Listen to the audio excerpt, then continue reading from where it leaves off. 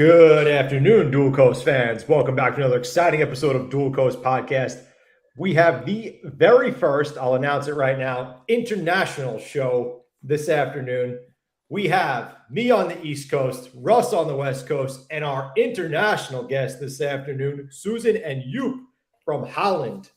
Thank you so much for being here this morning. This afternoon, I keep saying this morning. This afternoon. Amazing time for Dual Coast right now. We're breaking barriers this afternoon. We're breaking barriers. You guys are the first. How does that feel? Wow. Premiere. It is awesome. Dan, I know in the intro you wanted to say good morning. I know you wanted to say it. I'm so used to being like, good morning. But we are good afternoon today, and we are good night for you guys over there. Yeah. Yes. Welcome to Dual Coast Podcast. We are so thrilled that you are here. We have finally made the connection. This is awesome. Yeah. This is awesome. So this morning in our podcast this morning, which was just Dan and I kind of gave a little bit of an intro, but I'm going to go a little bit more in depth on how this all came about. Okay. So that is going to be the intro, and then we're going to give over to you. You guys are going to talk for 50 minutes straight, and we're just going to sit back and take it in. Oh, wow, that's good. So I like to go to Carmel if I can on Thursdays. It's a day for me to go over there, focus, not know anybody, and just get in there. But the more often I go, the more people I meet. And therefore, I now know people over in the Carmel area. But this particular day, which was about roughly 2 months ago, I was over there and just having my little latte, breaking out some books, and a couple comes and sits right next to me. They've got smiley, happy faces. I knew they were not from the U.S. because they were smiling and they were happy. And no, I'm just kidding. But so we just, kind of like met, locked eyes, and we just started a little conversation, which turned into, 30, 45 minutes. I don't know what time it was, but we just had some great conversation. I ended up meeting Suzan and Joep that morning and just learned a little bit about them. We exchanged some information, and it was just an amazing conversation. And so I said, you guys have got to be on our podcast. And they're like, what, really? Like, yes, you got to be on there because they're both into wellness, and not just in wellness, but they physically themselves are physically fit. They take care of their bodies. They go on vacation. They were going up and down the California coast on vacation. And, I think one of our posts was about them on their bikes, and they love to walk, love to run, would love to just exercise and keep their bodies in shape. And so we exchanged information. We locked in a date. It was supposed to be last week. We had a little technical difficulty. We're on this week, and here we are. So welcome to Dual Coast, Suzan and Joep. Yes. And so tell us a little bit about being in the Netherlands. You are our first over the pond guest over in Europe and stuff. And what is it about Europe that you absolutely love? Tell us about Netherlands. Tell us about your lifestyle, what you do, and how much you love it. Are you going to say it? Okay. Well, I'm the one who is always thinking about differences between countries, continents, cultures. So I will answer this question, or maybe ask something. What do I love about the Netherlands or Europe? Yeah, either one. Doesn't matter. Yeah, let's go with Netherlands. Okay. The Netherlands are flat. There are no mountains, which makes the country very accessible, and nature also. So that's why the Dutch are very much outside, always cycling. That's our way of transporting ourselves. Walking dogs, etc. We're a lot outside. It's a very easy country to be outside. There are no obstacles, basically. There's a lot of water. I love water. And the seasons are nice. Not always, because it's almost with all the climate changes, for me, getting better, which of course the reason is not so good, but we have lovely summers right now, and we still have the winters, so and autumn and spring. That's very nice. And also, I think because there are no mountains and it's a very flat country, people more easily meet. They're not so locked up. They're more open. They're on the street, greeting each other, having a little chat. And yeah, I think that's about Holland. A lot of wind. We do have a lot of wind. Okay. Yeah. Okay. So have you always been into fitness, both of you, your entire lives? Yeah, we both studied physical therapy. So since 25 years, I'm a physical therapist. So almost now half of my life. And Suzan also did physical therapy. I think it's 30 years. 30 years. Yeah. Almost 30 years. Oh, yeah. Oh man, it's going by so fast. Can't even keep count. Yeah. Wow. Yeah, but we've both always been sportive. Yes. Yes. Snowboarding and running. And cycling, playing tennis, ice skating. Yeah, different kind of sports. Wow. Doing it all. We love ice skating in Holland. You saw it on the Olympic Games. Sure. You were on the Olympic Games? No. Yes. You left that part out of the conversation in Carmel.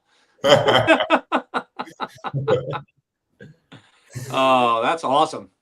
That is really cool. That is really cool.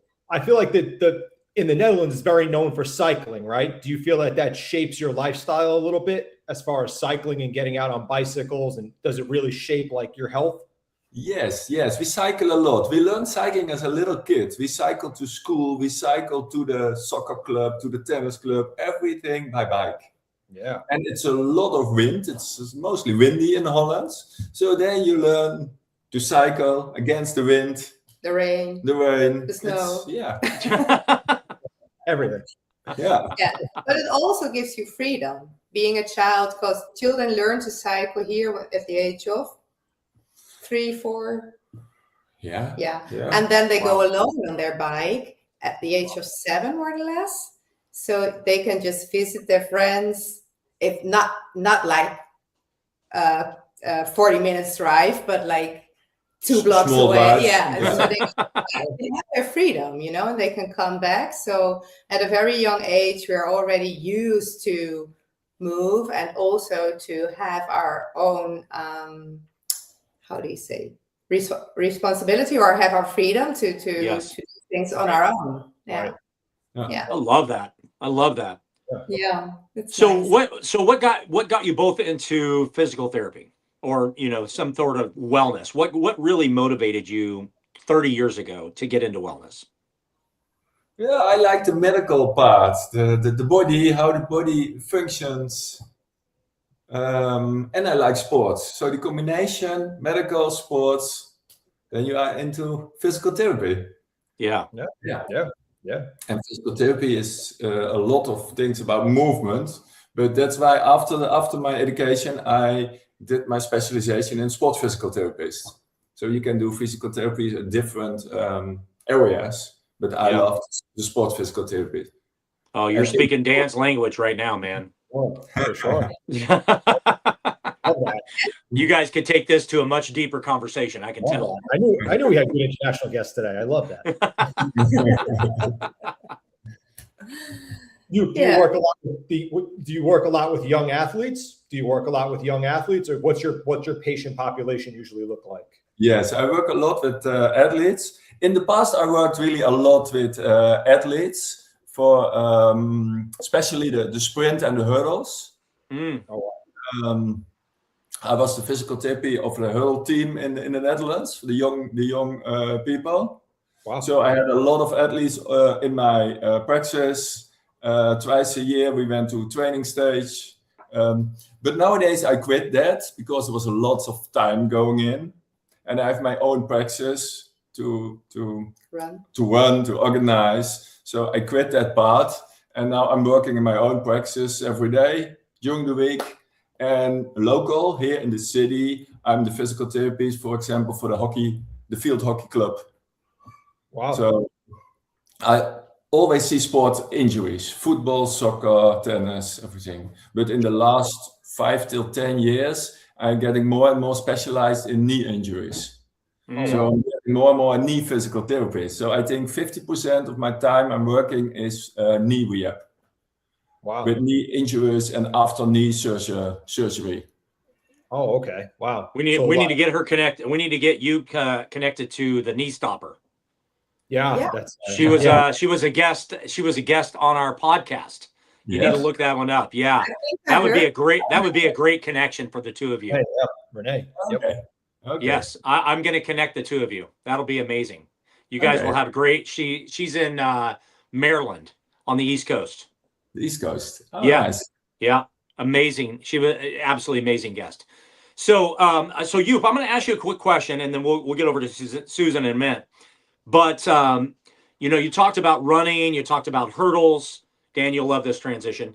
You talked about the hurdles and everything, but in life, we have our own hurdles that we have to overcome, right? Uh-huh. And in a few weeks, you are going to go under the knife and you're going to have something done to your ankle that you have been challenged with for 25 years, roughly. Yes, that's right. And I would love for you to explain to the guests, because, there's people out there that have different injuries right now, different ailments, different things, maybe, dealing with, overcoming drug use or whatever the hurdle is. Your hurdle has to be the challenge. The new coming challenge is what's going to happen with you in a few weeks. But I would love for you to share with everybody that's there how you can encourage them through what you're getting ready to face and a decision that you both had to come up with regards to your ankle. Can you share and give all of our listeners a little bit of history on what's happening with your ankle? I give it a try. The strange thing is I work a lot with athletes and a lot of running injuries, but I can't run myself for 27 years now. So I'm working with running injuries, but I can't run myself. But that's no problem for working. But it started 27 years ago. I had a giant cell tumor in my ankle joint, what hurts a lot. And then I got an operation. They took the giant cell tumor out of the joint, but the cartilage was very much damaged. So I couldn't run anymore. I couldn't play tennis anymore. So I started cycling, speed cycling, mountain biking, that kind of sort. Speed skating, also very good because the stability of the ankle was good.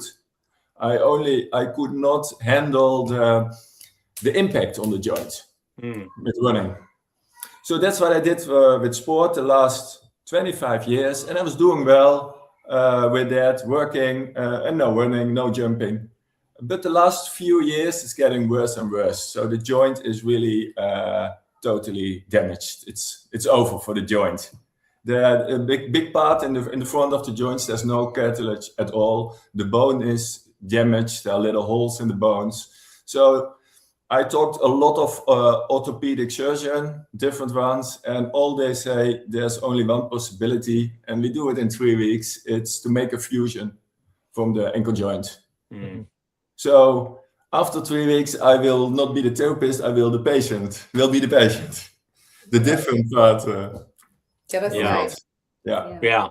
And you explained that they're going to fuse it at a 90 degree. Is that what it was? 90 degrees. Yes. 90 degrees. Mm-hmm. Yes. Yep. So you don't have any dorsal or plantar flexion then anymore. Right. But nowadays, the last few years, my movement, the flexion in the joint is also very limited. Okay. Because of the pain and the arthritis in the joint. Yeah. And it's a process. It's getting worse and worse. And the last half year, the last 5 months, I really couldn't walk without pain. Pain, you can say painkillers, drugs. Without medication. Okay. So I'm doing my medication every day. I can walk, I can work. But if I don't do the medication, it's almost impossible to walk. It's so painful. So I have to do something. So in 3 weeks it will be done. Yeah. Yes. But it was a big decision. But it was a big decision. Yeah. The orthopedic surgery advised me a few years ago to do it, but I wouldn't do it because it's so unnatural to make a fusion. Correct. So I didn't want it. So we tried everything. We tried with injections, different kind of injections to push the operation forward. Mm-hmm. But now it's now I'm glad. I'm happy. It will be in 3 weeks because I want to rid of the pain. Yeah. Yeah. I have a neighbor, older gentleman who I would say about 5-6 months ago had his neck fused. Mm-hmm. And so he can't do this. So he's got to turn his body. He's got just a little bit of movement, but he had his neck fused. Yeah. But you deal with it, you overcome, you adjust, and it's really kind of in life, right? Life principles of what we got to do, through that, right? Yes. I think a fusion is always one of the last decisions. That's when nothing's left, no solutions left, then you decide something like that. It's something big. Yeah. Yeah, because ideally, I mean, with the fusion now, you're going to be locked at 90 degrees because you won't have the dorsal or the plantar flexion from that joint space. And, with the neck, like Russ was just saying, that's a really high fusion because that's going into the occiput. When you can't turn your neck anymore, that's an occipital fusion. That's really, really high. Yeah. But yeah, like you won't be able to, you have to do something for the pain. Like you're saying, you've dealt with this for 27 years. There's only so much more that you could do to take, you know what I mean? So it comes to a point where you're going to have to do something surgically, like you're saying. The fusion seems to be the best surgical option at this point in time. Mm-hmm. We talked about this a little bit off air and stuff like that, but I think that's probably the best thing for you, right? You agree? Yes. And I think when you take your time for a good recovery, after 1 year, maybe 2 years, you can do a lot of things with sport again. Mm-hmm. For some sport, you need a little bit, let's say the aanpassing. Adjustment. For example, for skiing or snowboarding, you needed adjustment in your ski boot, your skiing boot. But it's all possible when the fusion is going going well after 2 years. And that's a kind of things I can't do anymore at this time because it's too painful. Right. Well, used to, you probably could run away from Suzan, but now that's probably not going to be the case. He hasn't been able to. That's why he's still with me. I can cycle away from her, but I can't run. That's a good one. Where cycling comes in. That's where the cycling comes in. Now I know why you love cycling so much. That's it. That's it. That's the reason why. Yes. So Suzan, let's lock in on you for a moment, and let's hear about your background. Let's hear about your love, your passion for wellness. Yeah. Well, I'm also a physical therapist, but I changed my job after working 10 years as a physical therapist, because you have to know the difference between Joep and me is that he's a sportsman and he's a man of facts and physical things, and so the patients were very happy with him because he was helping them, explaining a lot, and my patients always came and they cried. Always crying, but Suzan. So way to go, Suzan. Make them cry. I'm not coming to you for therapy. Ask her, how do you do that? Yeah, well, you once told me, never cry with people. Why do they cry? And that's because we have like a different approach. Sure. And to be clear, they didn't cry because they weren't satisfied. They cried because there was something going on in their lives, and that's why they had tension. And I could also have chosen to just give them massages or treat their backs or whatever, or necks, but I thought, I think something else is going on. So that was more or less my thing, and then I decided to do an additional studies of 4 years, and become a haptotherapist. And that's a profession that doesn't exist in the United States. Yeah. But it was developed in the 60s, more or less. And it's well known in Northern Europe. And it is more or less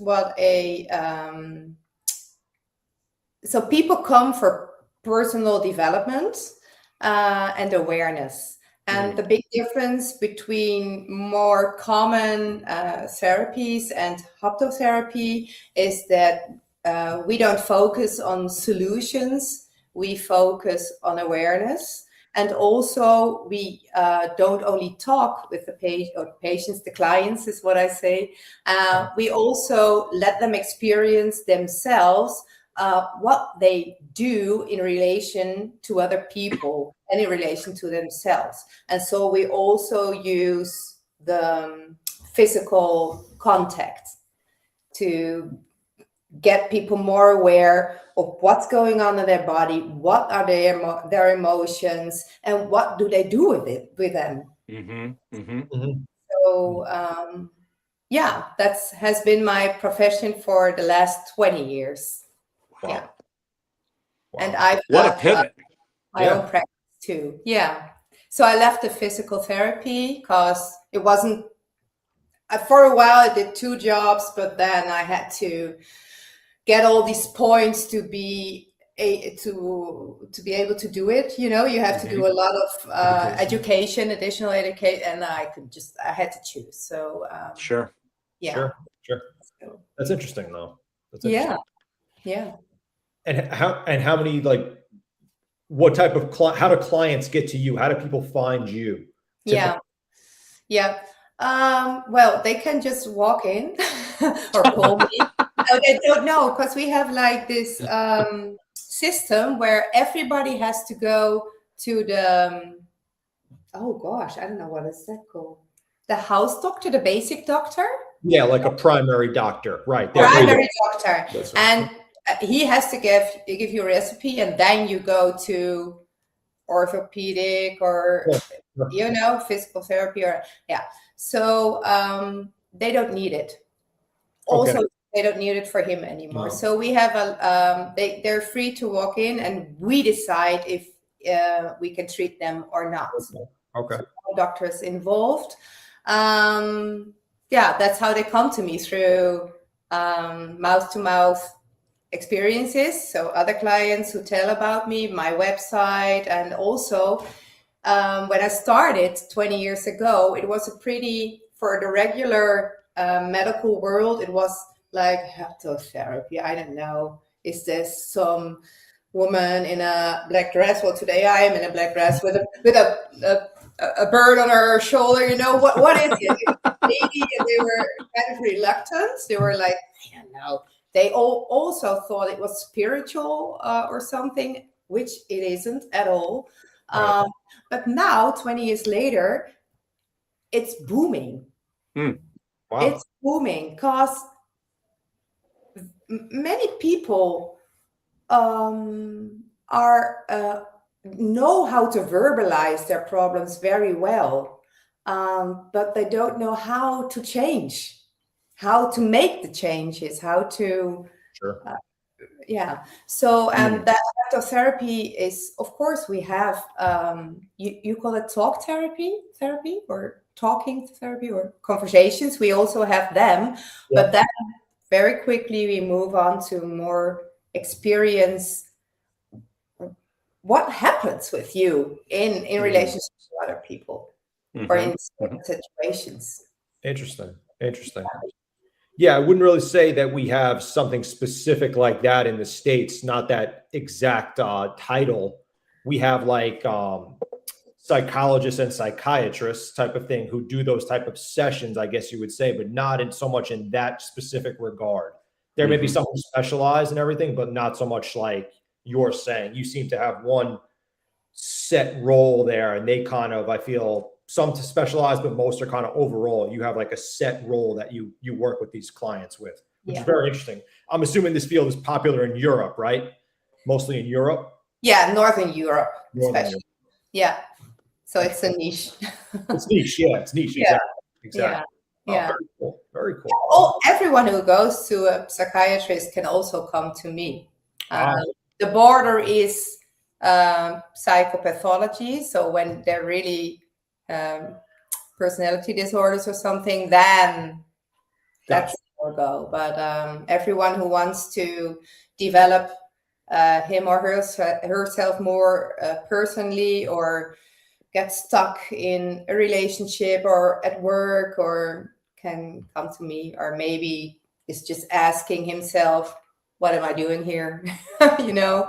Yeah. So, and also I collaborate a lot with psychiatrists, and so we work together also. Yeah. Sure. That's actually quite interesting, because it's funny because me and Russ actually had this conversation this morning, kind of, where we were talking about, how we try to motivate on this podcast, and we try to get people, better shape, mental wellness, things of that nature. And, we were discussing what mediums you could use in the United States. Like, we have a lot of podcasts, and not to say there's not international and everything too. But how you can change people's lives. And it's interesting how you actually have a role where you can create motivation in these people. They come to you for all different aspects of life, whether it be, trouble at work, trouble at home, trouble in business, whatever it may be. And they could actually visit you and see you, and you help them from also a motivational standpoint, right? It's interesting because we were just talking about this morning, actually, on Dual Coast, how we try to help motivate people through this podcast, and, make people's lives better. And hopefully it spreads to other people in that way, shape, or form.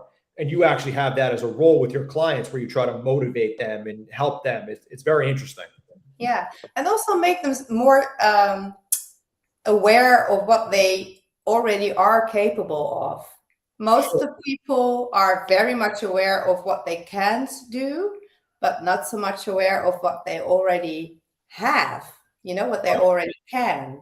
So, and that is a big motivation for most of the people, an eye-opener, like, oh yeah, you're right. Yeah, I've got some qualities, I can do a lot of things very well. Mostly they're not aware of it when they come to me. They just get stuck in their development and don't seem to have the or just are shy to use their network and share these insecurities or problems they're dealing with. Sure.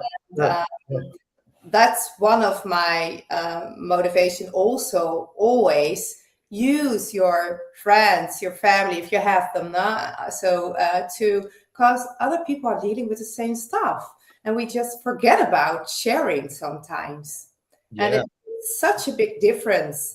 If you start opening yourself, other people open up also, and it's really helpful. It doesn't solve the problem, but it already takes off a lot of load of your shoulders, Sure. Sure. Yeah, because you have to be, in order to visit you also, you have to be vulnerable. You have to be vulnerable in what you're saying. You have to be able to share that you have that problem, or share that you're struggling with some aspect of life, because you can't go there with as I would say, a closed mind. Because if you go with a closed mind, you can't really make yourself susceptible to the help. You have to kind of go there with vulnerability and, be able to share what's wrong. Yeah. Sometimes they don't. And I learned them exactly that, So some people just come in and say, okay, I heard you're good, so help me. And well, we're going to work on this, So, I heard you're the best. So I have a question for you. So, here in the United States, mental illness, mental challenge, whatever you would like to define that as, is just at an all-time high. And a lot of what I speak about, a lot of what I present to others and write about, is getting off of devices, getting away from television, spending more time outside. Just like you say, the people in the Netherlands, this is what they do at a very young age. Do you see in the Netherlands, is mental illness at an all-time high for you guys, or is it fairly contained for the most part? Now it's getting higher here also.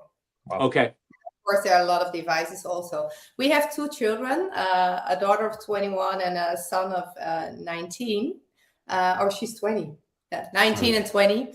And we prohibited devices, we didn't have them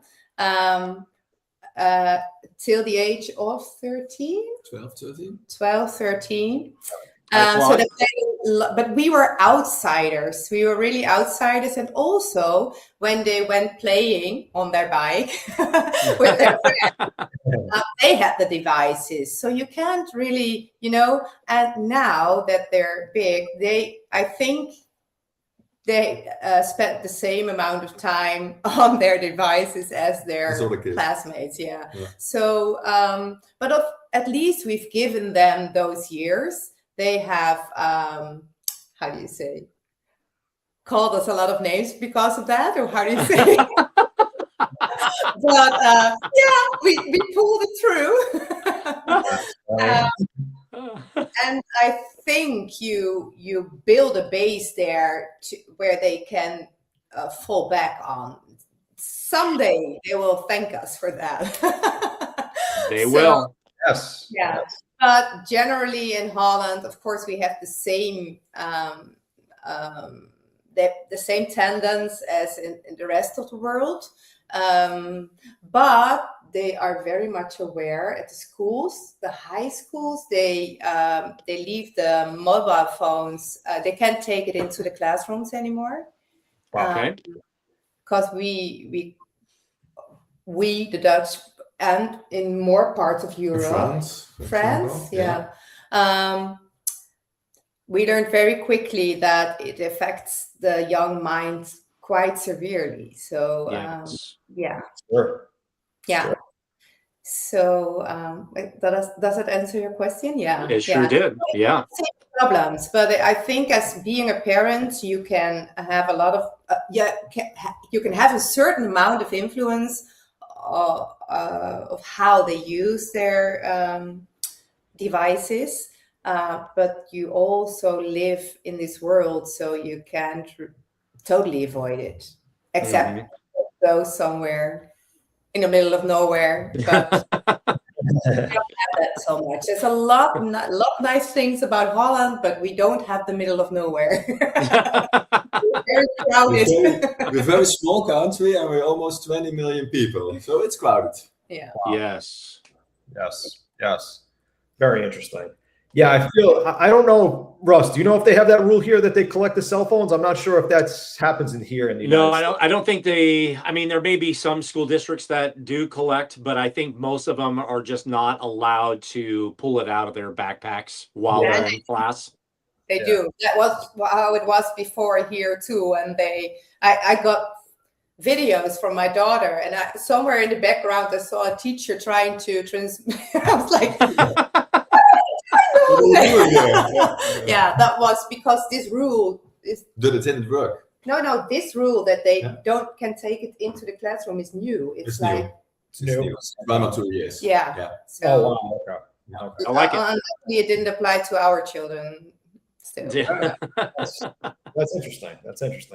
I feel like that is better for just learning purposes. It's less of a distraction simultaneously, but also just for the fact that, it kind of weighs on young minds a lot. Going on social media every 2 seconds, scrolling on the phone, it weighs on young minds because we're in like a culture of comparison. You're comparing yourself to all these people on social media, looking at what they're doing online, websites, whatever it may be. And you just live in this, you kind of shelter yourself too much around that device as opposed to being involved in what's going on in the classroom. There's less socialization when you're on the device too much, less outdoor activity when you're on the device too much. So just it kind of all encompassing. I feel like it kind of entraps you all around. Yeah. You live in a parallel world almost, Mm-hmm. Even adults struggle with that. Yeah. Oh, yeah. Imagine these young minds, Sure. Because I don't know, well, Russell definitely, and you, I can't see so much, but we grew up without devices, so we had a chance to experience something else. But these young people, this is the first time they live, and this is their experience.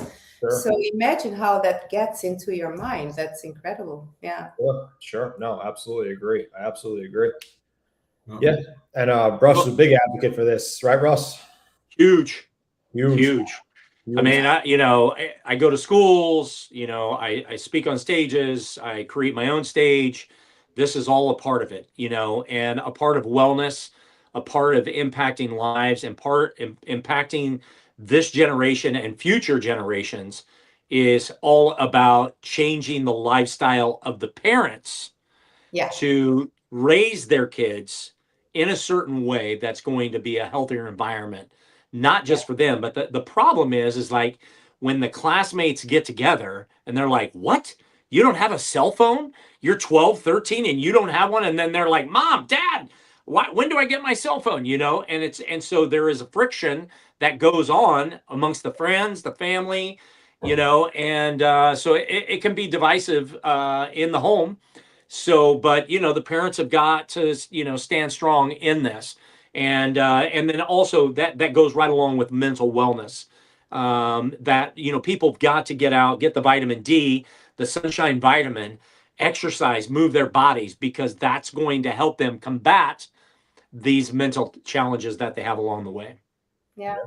Well, I hope nowadays schools and parents are getting more and more aware of it. I think the worst years are behind us, where it was all new and we didn't know. We thought we knew the impact, but it was even worse than we thought. So I think people are getting wiser. I hope so, but we still have a lot of, let's say, victims of these new developments. That's totally true. Yeah.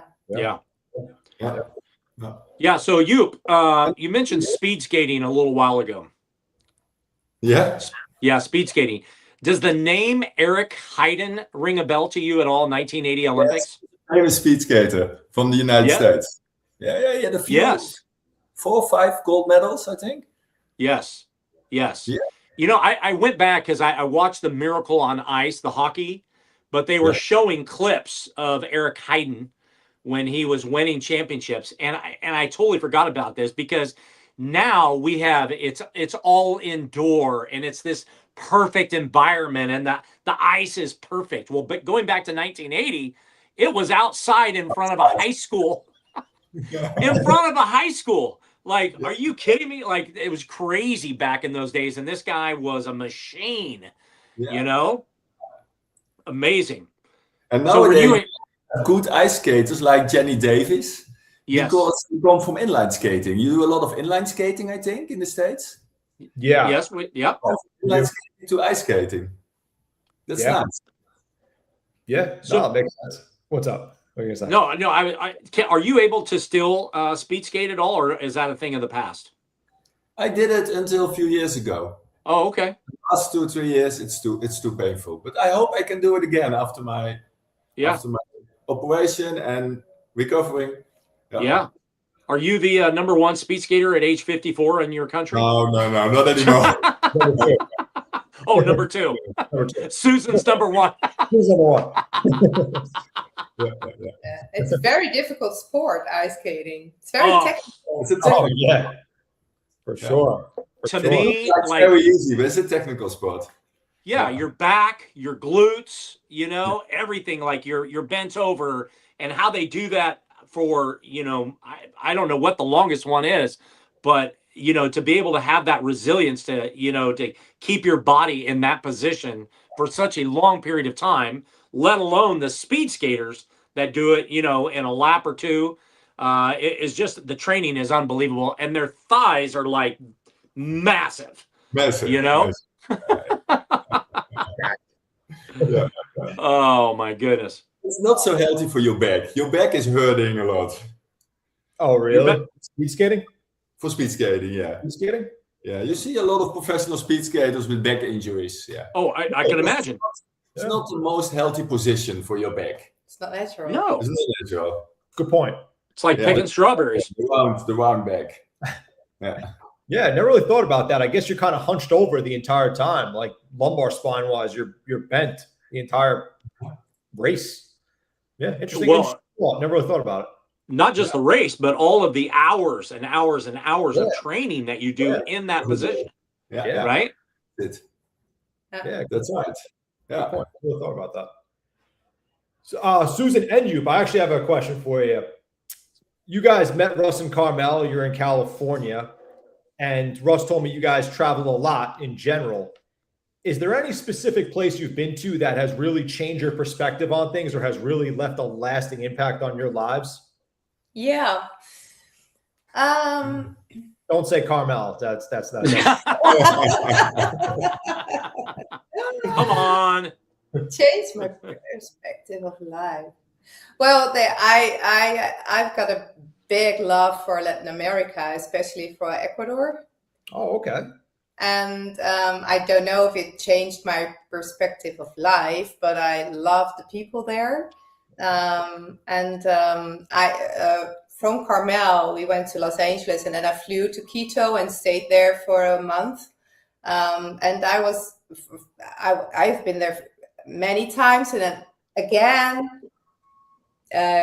being at the airport, I was like, oh, yeah, I'm here again. And I was thinking, what is it? What's so different here than in other places? And I think it's especially the people who are so kind, so nice, so the music, and also the country. It's a country where on the equator, how do you say it? Equator. Yep. Equator. With a lot of height differences. So you have a very big variety of nature in a very it's not a little country. We are a little country, but in a little country. So it's very nearby. You in 2 hours you're in a totally different world than you were before. So for me it's Ecuador. I've got a big love for that country. Yeah. Great answer. Do you have No, I don't have especially one country. Yeah, okay. No. And I'm thinking about your question about the perspective of life. Because every time I go there, there's today I wrote something on LinkedIn about that also. Like it's a warm blanket that is coming over you, and every time that I've been there or in countries where I experience the same thing, I think I'm taking this blanket with me. I'm gonna practice this in Holland. But I think these cultures are far more relation based, and we're more task based. So I always lose it after some time. I'm like, okay, it's not work. I can do it alone also. So the people are so accessible, so willing to help, so friendly, so interested. And that's a big difference in comparison to, for example, Holland, where we are more, and maybe the United States also, you're more task-based. Yes. Like it has to be done, and we have to go there, and there they just take their time because you've got such a beautiful dog with you. And they have to say something about that, and it's just lovely because that's great. Yeah. Interesting. Love that. I love that too. You spent a lot of time in California traveling up and down. You met some amazing people along the way, but I have to ask, who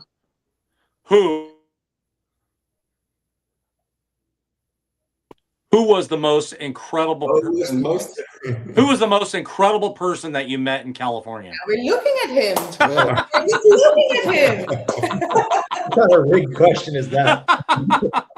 Totally rigged question. He does it very well. Oh, goodness. That was funny. Just having fun with you guys. Yeah. both Dan and I have been looking forward to this conversation, since I made him aware of it. We always end our show with this question, and I'd love for you guys to respond to it, is that wellness is not about perfection, but it's about progress. Would either of you like to tackle that, or jointly like to tackle that question? What does it mean to you? Ooh. It's about progress, you mean? Yep, you got 10 seconds to answer. No, 10 seconds. Just kidding. Yeah. Well, I don't think I agree. It's not about being perfect, but it's about being aware of who you are, what you need, at which time. Do I need a rest? Do I need exercise? Do I need sleep? Do I have to get in movement? Do I need people around me? Do I have to be alone? Awareness. You listen to yourself, you can take care of yourself. I love that. Great. Great answer. You want to chime in on that or no? My job in the physical therapy and sports physical, it's all about progress. We want to get progress. It can be little steps, but you want more power in your quads, for example, or more on your calf, or you want more load on your knee. So we work on that. So it's all steps, progress. Mm-hmm. Different opinion. Yes. Amazing. Love that. This has been an amazing time together today. Thank you for staying up late, because it is 10 p.m. there. And yeah. So thank you for staying up. We'd love to keep you up for another hour, because this is such an enjoyable conversation with both of you. Thank you for coming on to Dual Coast. Thank you for meeting with both of us, and for all the listeners that are out there today who listened in twice today to Dual Coast. And yeah, this has been amazing. Dan, what's happening? How do we wrap this thing up, man? Amazing. You know what to do. We got a lot out of today. Thank you both, Suzan and Joep, for this conversation. I'm like Russ said, very sorry to keep you guys up late at night, but this was great. No problem. A lot of people listening right now, so I think they got a lot out of today's conversation. Suzan and Joep, where can people find you? Do you have social media? Do you want your website? Anything like that? Do I have social media? They can, but it's a difficult name. You can find me on LinkedIn, and also I have my own website. But Perfect. Yeah. Okay. Perfect. You can just search for it. I've got a difficult last name, so if I'm gonna name it, nobody's gonna know. We're gonna work on that. Okay. Well, thank you, everybody, so much for listening. Thank you so much too for your patience. Thank you for inviting us. Of course, absolutely. Thank you so much again for coming on this evening, or this afternoon and this morning. Thank you both for so much. Really appreciate everybody listening today. Please check us out at Dual Coast Podcast on all our social media handles. Check us out at Dual Coast Podcast on Spotify, Apple Podcasts, Amazon Music. We will see everybody next week. Thank you all so much for listening. Thank you again, Suzan and Joep, for joining us this evening. Amazing time. Thank you again, everybody, for listening. We'll see everybody next week. Thank you both. Thank you. Thank you. Thank you. Bye.